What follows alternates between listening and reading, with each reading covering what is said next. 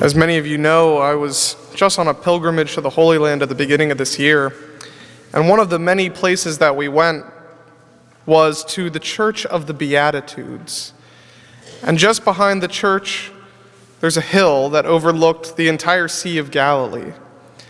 And this hill is the exact place where Jesus was when he gave the famous Sermon on the Mount. And our gospel today is taken from that sermon. And the reason why I bring this up is because the location and view actually helps to put this gospel into perspective, something that I never heard before until I went. And it shows just how incredible of a teacher and preacher our Lord really was. When our Lord is teaching his disciples, he doesn't have a chalkboard with him. They can't just write down all of his teachings so that the disciples can't even just put in their notebooks and memorize it. There's no notebooks. There's no memorizing it. There's no test for later to study for. That method of teaching might be very effective for how we can learn enough to get a good grade on a test and then move on. But Jesus wanted to give his disciples this teaching and have it sit deep in their hearts. Something that they will learn and never forget, so there would be constant reminders then for them when they go back to their daily life. Because when you see something over and over and over, and then you're able to tell other people about it, and then you're remembering the setting where you were when it first touched your heart, that's when you really absorb something. And it begins to change then the way that you live your life. And now nothing is the same.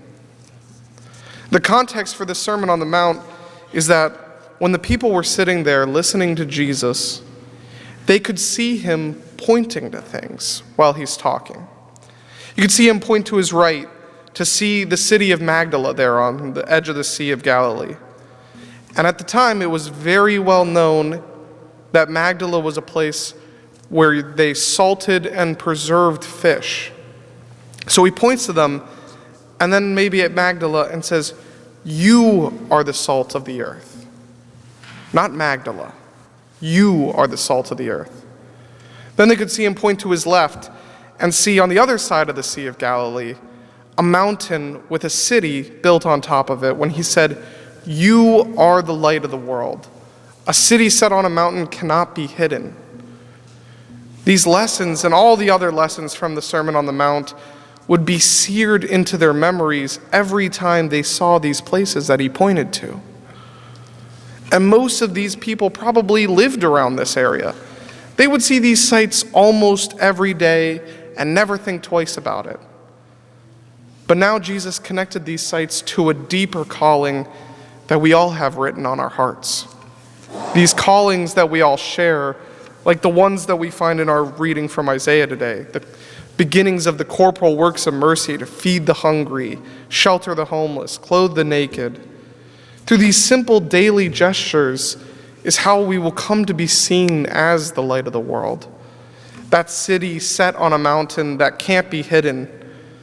We make the world a better place by making God's kingdom present among us. Because we are the salt of the earth. We give the earth its taste. We don't look for rewards or for this good work that we're doing.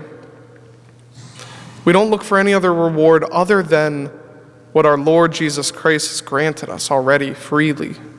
The hope of salvation made possible through his sacrifice on the cross.